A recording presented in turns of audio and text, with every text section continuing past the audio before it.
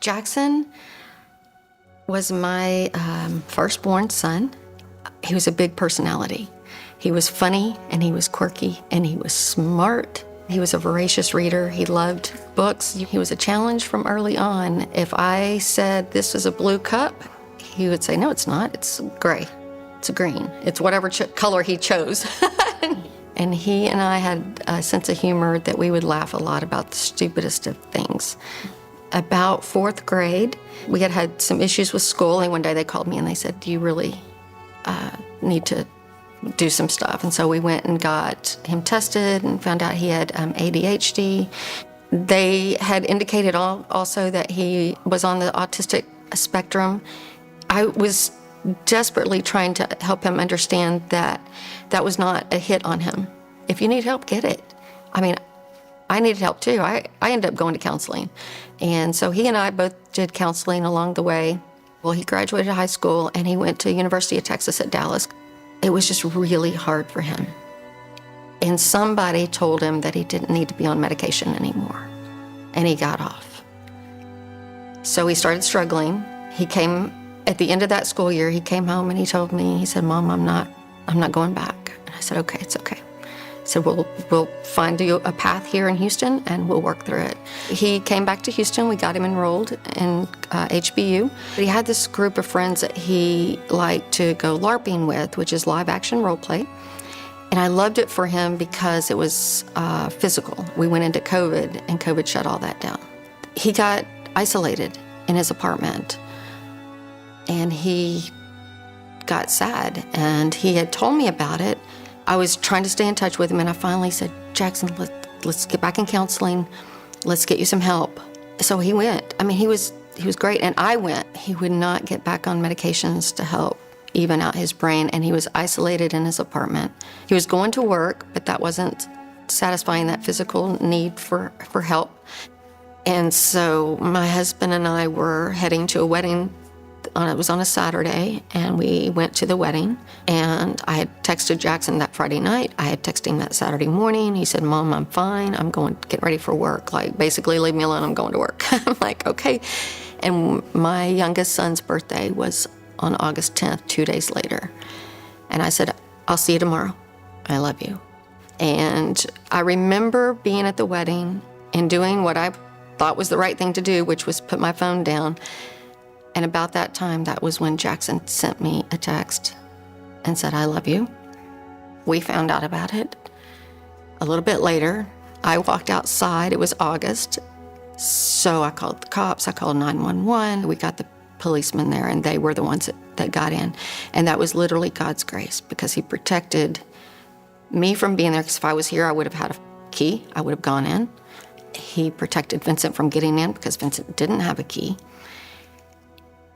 So he showed up, and there's no doubt that he was with Jackson. And we get the word, the cops go in, they find him, they come back, and they go, we're so sorry, but your son is deceased.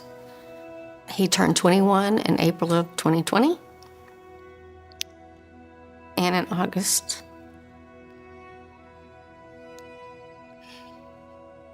he decided to end his life. So. And it's not the way it should have happened, for sure. But it is the way it did happen, and I can't change that. He picked the best friends for me to carry me through that. And I was so grateful, so thankful. I had friends show up from out of state. My sister was there.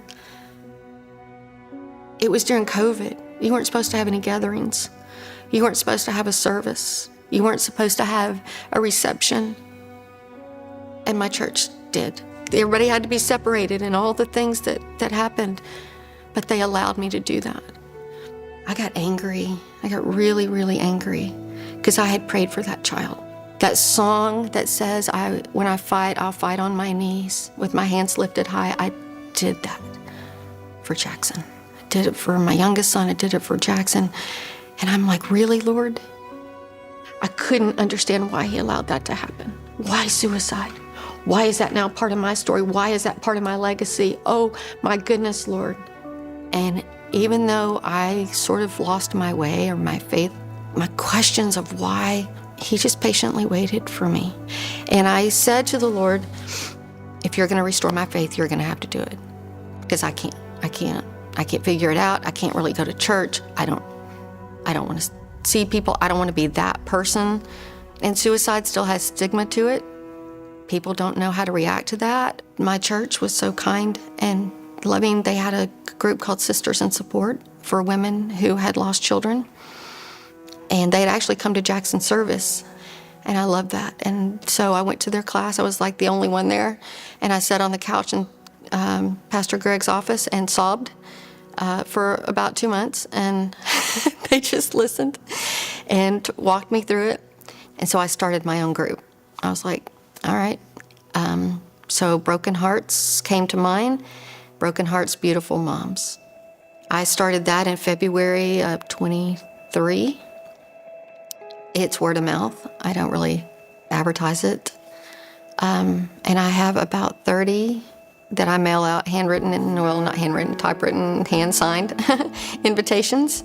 And we meet and we have scriptures we talk about. We pray. Jackson's presence is no longer here on earth. And it is a void as big as the sky. It is endless. He was a big part of my world. He was a major part of my world. He was a big part of my heart. I loved him so much. I still do. I love him. And when I see him in heaven, I'm going to smack him and then I'm going to hug him. Because he's God, and because he's kind, and because he's compassionate, because he loves me, because he created me with a plan and a purpose. That is where I come into the greater is he that is in me than he that is in the world. He is greater than my tragedy. He's greater than my decisions. He's greater than my life. So in a way to move forward, I can't really move on past Jackson's death, but I can move forward without him in my life because of who God is. Because God is greater. And I want to honor Jackson's life. He gave him to me for 21 years. And I want to honor who God is. I have recognized that the very God that I was so angry at, so mad that he would allow this. He's also the only God. He's the God I can't live without. He's greater than I can imagine. He's greater than my sorrow. He can handle it, and I'm so thankful. Because what would I do if he couldn't? What would I do if he were like human and got mad at me and just discarded me because I was so angry at him? What would I do if he didn't forgive me for my sins? What would I do if I didn't think what he did on the cross was greater than what Jackson did in his apartment that night?